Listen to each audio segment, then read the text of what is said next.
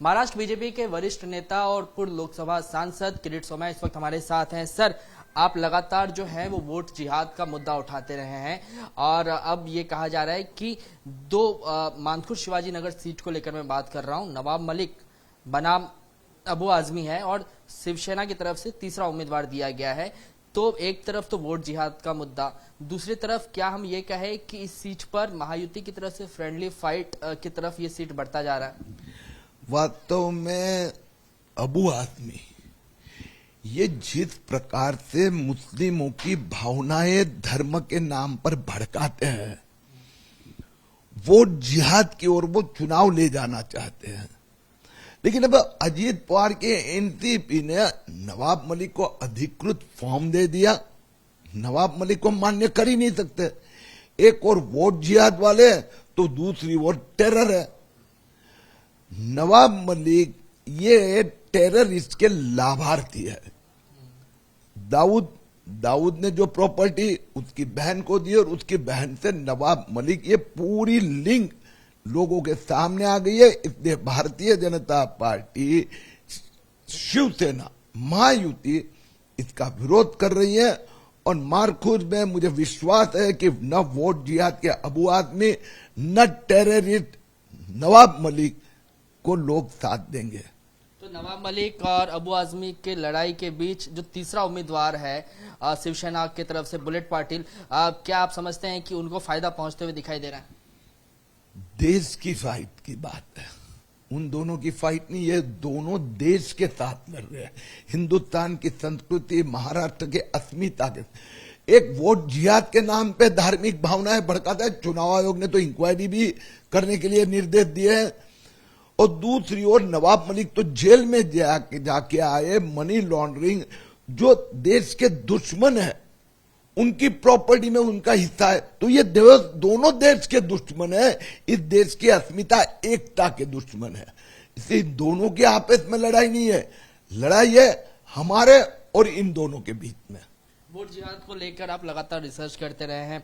Mankhurd Shivaji Nagar seat को लेकर भी आपका रिसर्च मैंने देखा किस तरीके से कई सारे जो बूथ हैं वहां पर मिहिर कोटेचा को जो है वो सिंगल डिजिट में वोट मिला और संजय दीना पाटिल को जो है उस सैकड़ों की संख्या में वोट मिला है। आप देख लो, पूरी मानखुर्द विधानसभा ईशान्य मुंबई की 6 में से 5 विधानसभा का टोटल करते हो तो भाजपा महायुति 60,000 से अधिक वोट से आगे थी।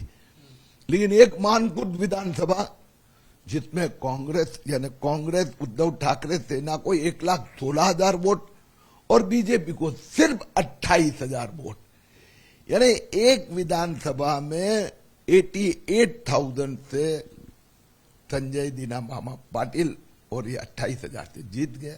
तो क्या इस सीट पर विधानसभा चुनाव में वोट जिहाद हावी होगा? वो तो कर ही रहे प्रयत्न उद्धव ठाकरे, राहुल गांधी। वोट जिहाद के माध्यम से वो मुस्लिमों की भावना भड़का कर उसमें 100% मतदान हो और 100% वोट कांग्रेस, उद्धव ठाकरे सेना को जाए, वो उनके प्रयत्न है। लेकिन अब लोकसभा में लोगों ने ये देखा, समझा कि हमारी धार्मिक भावनाएं भड़काते हैं। एक और उद्धव महाराष्ट्र के बीच में जाके बोलता है मादे हिंदू बांधवानो, और वहां जाके बोलता है मस्जिद की FSI डबल कर देंगे। अब ये लोगों के सामने आ गया है। इसके कारण जो कुछ समझदार मुस्लिम है उनके ध्यान में आ रहा है कि हमारी भावनाएं भड़का रहे हैं पॉलिटिकल पर्पस के लिए, और जो महाराष्ट्र हिंदू है उनके ध्यान में आ गया है कि ये बाला साहेब ठाकरे की शिवसेना नहीं है, वो एकनाथ शिंदे है। शिवसेना सांसद अरविंद सावंत ने जो शिवसेना के जो उम्मीदवार हैं साइना एनसी, उनको लेकर जो एक कमेंट किया था उस पर वो अब खेद व्यक्त कर रहे हैं।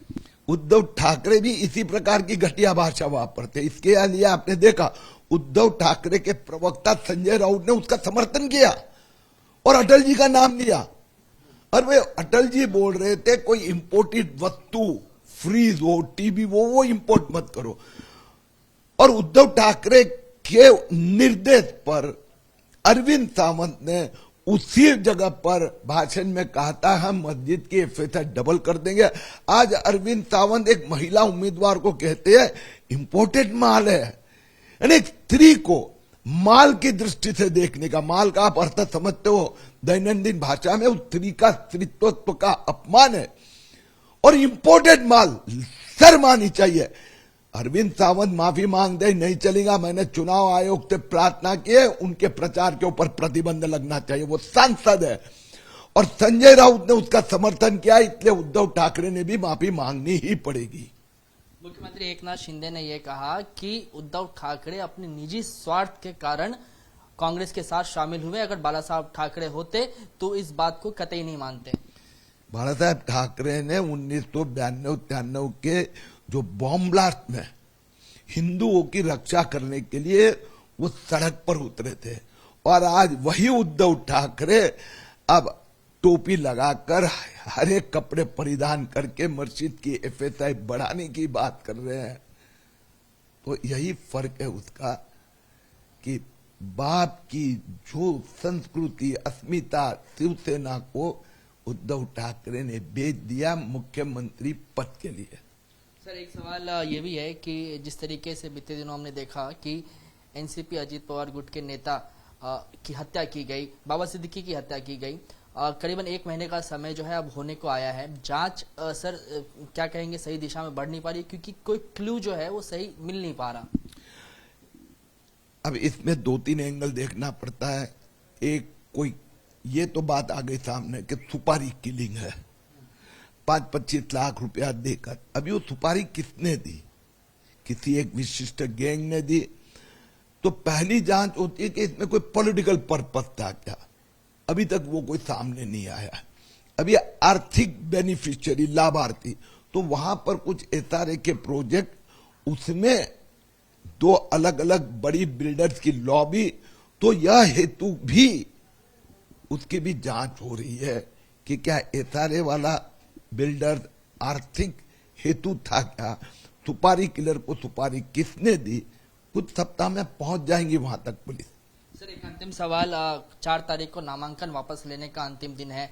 ऐसे में सवाल यह है कि क्या आप लोग बागियों को मनाने में सफल हो पाएंगे? प्रयत्न चल रहे हैं और 90% से ज्यादा हमारे कार्यकर्ता समझ जाएंगे, संभल पाएंगे। कुछ जगह पर फिर आगे हमें हमारे उम्मीदवार को, अधिकृत उम्मीदवार को लेके प्रचार को गति देनी पड़ेगी, हम देंगे। धन्यवाद हमसे बात करने के लिए। तो ये पूर्व लोकसभा सांसद किरीट सोमैया थे, जो ये कह रहे हैं कि अरविंद सावंत ने जो कमेंट किया है शिवसेना के उम्मीदवार को लेकर, शिंदे गुट के उम्मीदवार को लेकर, वो माफी योग्य नहीं है और इसीलिए बीजेपी ये मांग करती है और खुद किरीट सोमैया ये मांग कर रहे हैं कि अरविंद सावंत को चुनाव प्रचार से रोका जाए। कैमरामैन अनिल संगारे के साथ Kishore Thakur, ABP news, Mumbai. For exclusive and insightful videos, subscribe to our new channel ABP Live Premium.